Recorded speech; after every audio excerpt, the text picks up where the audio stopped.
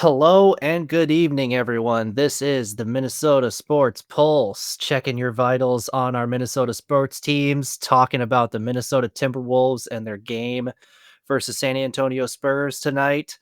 Definitely a lot to get into, John. And I think the most important thing to remember, though, is a win is a win. You know, I think I said it right before we hopped on. We won the game, but I don't feel great about it. But we could be in a much worse position, and we'd be sitting here talking pretty depressed, like at down 3-1. So we're tied 2-2. We're going back to San Antonio, and we didn't play that great of a game. But we got the win, and we did our best and pulled ahead in the fourth quarter when it mattered. And that's the kind of team that we've been throughout the entire playoffs. I think we've hit it on it already on this podcast in the past, saying that we are the best fourth quarter team that's in the playoffs right now. There was a couple games there where we definitely didn't show it, but this kind of proved it again, where we, just pulled ahead at the end, kept with it, was a little sloppy in the last 90 seconds again to give me some heart attacks, but all in all, the dub is a dub. Yes, 109 win. Yeah, Spurs made it very interesting there. Obviously a lot of key things that happened in that game. Starting off, Io in the starting lineup appears to be pretty healthy. I do think there's still some evidence that he's a little bit rusty, a little bit sloppy. I would agree. His touch around the rim was pretty rough tonight, even when Wemby wasn't on the floor. But again, this whole game got flipped on its head when Wemby decided to try to eliminate Naz Reid's ability to ever speak again by Yeah, just a that was bad. elbow elbow chop to the throat. He was getting harassed. He was McDaniels had fouled him. I mean, that didn't get called, but you know what? The entire game was physical. Both teams were pushing and hacking, and a lot went uncalled, but that did not go uncalled. I mean, he eyed him up and just bam. It's weird because the thought of ejection never even crossed my mind when I was sitting there. Like I was like, okay, yeah, they're gonna upgrade it to a flagrant one. We're gonna get a free throw on the ball, okay, whatever. But I never, it just didn't, I just didn't think about it. It just wasn't there for me. And so when it happened, I was like, oh my gosh, like Mhm. and I know the commentators had said it several times, but it just went right over my head. Right Yeah. over my head. I wasn't even thinking about it. Now, I will say, if you watch that play, I mean, I don't know if you call it over the back or what, but man, I mean, goodness, Nas. I was corrected by some of my friends here. So yes, Nas, he was blocking him out, like, and it was a good Mhm. box out too. It wasn't like oh, he was just there. No, it was a good box out, and Wemby reached over the top of him to get that rebound. Now, in my eyes, I don't like that whatsoever. I think that should have been called a foul immediately, but I mean, it did work out in our favor at the end, and hopefully Nas can still chew, swallow, and talk after this. He took another shot later in the game too. He's just getting beat up. Yeah, But well, he's and been then a he had his warrior all ankle year. roll up too, which was Mhm. very scary because when he went down, Mhm. I knew he had already been hurt with that ankle before. I was like, we cannot afford another body to go down. It just doesn't work that way. So, Yeah. but yeah, I mean, that was a huge turning point in the game. And I mean, to be completely honest, it kind of went swinging momentum after that, right? Like we got up. After that, and then we lost it, and then the Spurs got up big, after that. So, I mean, like, I think our largest lead was what, 9? And the Spurs was 8 or something like Yeah, that. pretty So I mean, close. it swung back and forth Mhm. around there. And then towards the end of the game, we just kind of chipped away until we took the lead, on some really good defensive positions and stops there late, which was awesome to see. Yeah, you pointed it out nicely. This game was very back and forth. As soon as Wemby goes out of the game, everyone's first reaction is, "All right, Timberwolves got the win, tie up the series 2-2. Let's look solid and game plan for game 5 in San Antonio." And I'm just like, "Hold on. We haven't won this game yet." And you give the Spurs No. credit. Wemby went out of the game and they upped their intensity. Like they decided they were going to go down swinging, and that's exactly what they did. They put up a heck of a fight. The pressure just melted the Timberwolves. Julius Randle, shout out to him in the fourth quarter. he found his way back into the game with a couple Yeah. of really good offensive rebounds, a great feed to Rudy Gobert. Mm. But man, he was unplayable for 3.5 quarters of this game. Well, Just he gets it, he gets it stripped every single time. It's the yeah, same thing that I happened know. in this Oklahoma City series last year. It's very worrisome because, 2 episodes ago, we talked about who are the guys that we really need to step up, right? With some of the stuff. And I said Randall needs to be that guy who steps up. And went out there and said Reed. And Randall hasn't. Okay. He Mhm. hasn't stepped up except for game one when he had, 21 points, I think it was, which is, a very good outing, but we also had Ant at that point. So we didn't need, that 30-point game that we were talking about. And so it is pretty concerning. Now the good news is that he did hit a couple threes, and that's encouraging to see because we've been pretty rough from 3 point, and I mean honestly all over the floor. And this was one of our better shooting games as a team, which makes me Mhm. feel a bit better. But the only problem with that is that Ant had such a good game with 36 points, and his shooting percentage was up there. That most of that was him. Like, I mean, in reality, Mhm. it was. He put the team on his back for the entirety of the second half. There was a stretch there where he had 9 of our 11 points, I think, in the third quarter. Mhm. Coming out of halftime, he had 9 of 11. Like, that is ridiculous. Mhm. And one thing that I wanted to hit on because, you kind of brought up people that were struggling there is Shannon Jr., man. He did not score his first bucket until the 6 minute mark in the third quarter. And then the only other thing that he did was he had a 30-second stretch there where he hit two big threes. Now that was great. He hit two big threes, and I love to see that. But that was all that he did. He was 3 for 12. He has been so bad on the offensive side the last two games, and it's very tough to see. Yeah, he has been struggling getting his shot to fall around the basket. And again, that is part of San Antonio is a much better rim protecting team than Denver is. I mean, even when Wemby's not in the game, Cornette, who frankly outplayed Gobert for a large chunk of their shared minutes tonight. I think Gobert got the better of him at the end of the game. But Shannon, he it's clear he didn't play a lot this year. He had the foot injury that's, stole a lot of his season. And so when he's got some contests around the basket, he doesn't have that touch right now to get that ball to fall. But you know what? I like having him on the floor. His intensity is always at 100.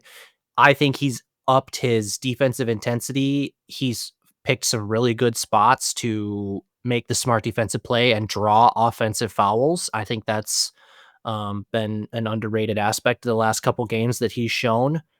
And if he's getting some open corner threes to fall and teams have to respect that, that will open things up a little bit more for him. I'm much more disappointed in a guy like Julius Randle. Like, I would rather Shannon be attacking the basket and missing the layup after a hard contest than Julius Randle power dribbling at the elbow and three guys knock the ball out of his hand. Like, I swear that happened 20 possessions. Now we didn't lose all of them. Randle recovered a bunch of them, Yeah. but I swear every time. And if he can't do that, just kills a whole bunch of his game. So, yeah, Shannon struggled, but I don't know. We don't have the depth to not play him. He's got to play. No, So, no, we don't. Like, we're forced to play him, which means we just got to hope that some of these guys end up improving, on the offensive side. Randall, I mean, McDaniels, to be completely honest as well, he started a little bit. I mean, he had 14, and it wasn't terrible, but, he just kind of looked lost at times on the offensive side, as did most of our offense other than Edwards. But there's a guy I wanted to shout out, and that's Reed. I mean, he did great. Like, I think he came in. Now he didn't hit a 3 pointer tonight, which is a little unfortunate, but he came in and he played 31 minutes, and it was 31 good minutes. I mean, like, he had 15 points. He was very active on the boards and the defensive side of things as well, and even had a couple nice dishes in there too. So mhm. that was really encouraging to see him come off the bench, play 31 minutes strong, and just give us a boost, right? Because we got to have somebody who's coming off the bench to give us a boost. And I'll be honest, I'll give Conley a little bit of hype too. Now he didn't play much tonight. He played 11 minutes, but it was 11 good minutes. I mean, he hit two threes and he hit his free throws. Like, there was a couple defensive things that he, had did that were positive, but also negative, just being a smaller guy that they attacked, and that's ultimately why he didn't play any more minutes. But if he's going to give us 10 minutes and they're strong minutes where he scores 8 points, I'm okay with it every game. They used him in those last 45 seconds, I think. Yep. Yeah, yeah, yeah. He came in I right at the end was of the game, which he hadn't played since like quarter two or whatever. I think it was. I Like it would have was well, he didn't I don't think he made it on the floor at the end of the game. Conley. Yeah, he I did mean, he not. might have. I can't remember, but I know, like I say, No. he played right away at the No. beginning of the game, and he Yeah. played like a couple transition series there. And I Mhm. don't think he played much at all in the second half. No, and my point was at the end of the game, Io is just getting hammered by those double teams and, he was getting hacked on every single one of them, but it was a physical game. They weren't calling that stuff all It's game. been a So, physical series. It's been yeah, a really physical but series. it felt like a point where you could put Conley in. He's a veteran. He knows how to get open. He's smart with the ball. Like, I thought they could have put him in. Um, and I'm also over Ant inbounding the ball. I know why they're doing it, because in order for Ant to get open, he has to cut really, really hard. And that's about the hardest thing you can do on your knees right now. So I get why they're having him inbound the ball in those situations and they can set screens for him coming onto the floor. But man, he's had a bunch of inbounds in this series that get tipped. Yeah, and yeah, he made a couple mistakes there for sure with that, and some of that's I think just him being a little bit lazy with the ball. Um, a little lackadaisical when it comes to some of those. And maybe he's just expecting, the players that he's passing it to, kind of be moving in a different direction or whatnot as well. But I think it's inexcusable regardless of what it is. And I get it. I understand why they're doing it too. It's kind of weird though, because towards the end of the game, right, when they were starting to do all those double teams and like the hard doubles that they were doing on Ant, they did not give Ant the ball ever when he was open, when inbounding. Like never. They gave it to Mhm. somebody else, and then they let AO um, jump over the line, and then they'll give it to Ant, and that's it. Like because then he wouldn't get doubled unless he grabbed it right at the half court line, which happened several times, which I thought was really idiotic of our team. Because you just encouraging them to then jump you and swarm you there. And I think we were under like 90 seconds when he fell across the half court, called timeout. Like that was the exact situation that had happened, and it's happened two or three times in the game. So like maybe not give the ball right there, give yourself a little bit of room. But they played really tough defense. San Antonio did, and so I get it. And their guards are quick and they're aggressive and they are just scrappy. Like I don't like playing San Antonio at all, and I don't want to give much credit to them just because we're playing them. Maybe after the series I will, but like Castle, man, like he is out there, and I hate everything he does. He's that guy that is out there fighting, and I hate it because he is tough and he Mhm. is like a thorn in our side the entire time he's on the court. So I Yeah. mean, and I mean, I didn't want to mention the rest of the team because Fox played phenomenal tonight after Wemby went out, and every time he shot it and made it, I was just like upset because I'm like, why couldn't you be game one, Fox? This would be phenomenal, He actually didn't shoot that. He was 8 for 23 and 1 for but every 7 time from he the scored, it was field. big. It was at big The points, but and this was in yeah. the second half when he Yeah, scored a majority. Yep. the second half, I don't he missed like one mid-range shot the whole game, and I think it was at the very end. It was crazy what he was doing in the second half. I like Dylan Harper a lot. I wish Oh Dylan man. Harper was on our team, man. Yeah. He's gonna be a star. He's smooth. He's smooth Mhm. with his shot. He's S smooth with a lot of the S things. the He's the only Spurs are reason set that up San so good. Antonio, oh, yeah, but he kept San Antonio single-handedly in the game in the first quarter because I Mhm. mean, like we were going on a run, and the only person who could score for San Antonio was Harper. Yeah, yeah. I mean, that was it. So, yeah, I mean, the theme here is, Minnesota was gifted a golden opportunity to really kind of put this game away with that Wemby ejection. And the Spurs upped the intensity and they hung around. And the Timberwolves took a really long time to answer that intensity. It took till midway through the fourth quarter for a Superman performance from Ant to do it. Bringing us to John, who do you shout out for your player of the game? As if it's really a debate. Yeah, I mean, it's not a debate by any means, and deserves it all across the board here just for his performance both on offense and defensive. And if you did, tune into the game and watch it, you know that Ant was leaving everything on the court. Like he was dog tired. And we're hoping that here in the next couple of days he can maybe get a little bit of conditioning in to kind of help him with that. But he's playing a lot of minutes, man, and he's having to play a lot of minutes because nobody else on our team can score. And I've said it in like the last 4 episodes that we've had. That makes me really nervous. And if he's the only one who can score and the rest of our offensive team looks lost, well, then why doesn't San Antonio just double him every single time down the court, starting from minute one and not just doing it in the fourth quarter and second half? Because, I mean, like, what's stopping them from doing that? That's what scares me. And I think tonight even proved that. Like, if Ant didn't have his performance that he did, we don't win the game. I mean, we just don't. Because, like I say, he went on scoring runs on his own several times throughout the night. Yeah, I don't think there's any debate that Ant is the player of the game here. Was a must-win game, and they ended up getting the job done. How are you feeling about the rest of this series? It's now down to a best of three, two in San Antonio, one in Minnesota. I mean, I'll be honest, I don't feel great, and that's because it's two in San Antonio, right? And just because of the way that these last 3 games have gone, yeah, we came out on top here this game, but again, we talked about how, there was some concerning things that had popped up. There were also some good, things that we should focus on as well, but there were just some concerning things.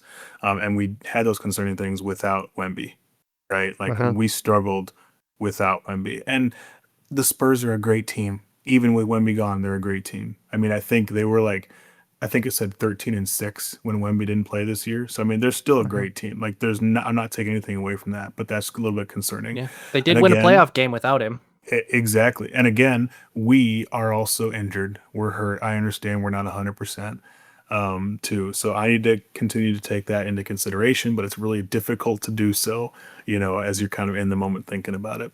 But to be honest, if we if we can get it to game 7, I'm going to feel really good because, I mean, you expect to probably lose in San Antonio, but we expected to lose, game 1 in San Antonio and then we won. So if we can come out with a dub there, that would just be phenomenal. But my big thing is if we get to game 7, I'm going to feel a lot better. We have some experience with a game 7 in a Hmm. hostile environment against a heavy favorite. And, back to that 2023 Denver series, and give me Ant in a game 7, even on the road. So we Yeah. shall see. I think a lot will game 5 will tell us a lot also, about the mental makeup of this Minnesota team. We had a really good first quarter with Wemby, playing and, being on the court, the Spurs all there. We had a good first quarter. Again, that nice run from Dylan Harper kept the Spurs in the Exactly. game. And then the dynamic of the game changed. I think the Timberwolves probably expected things to be a little bit easier, and like we talked about a bunch of times already, San Antonio just upped the pressure. Yeah. Game 5, San Antonio, Wemby's gonna be back. Wemby's probably gonna be looking to get his after being salty about that ejection. So it's He's gonna gonna be be a tough refreshed one. too because he didn't play Yeah. that much, right? So he's gonna have fresh legs. So we're gonna have to be ready.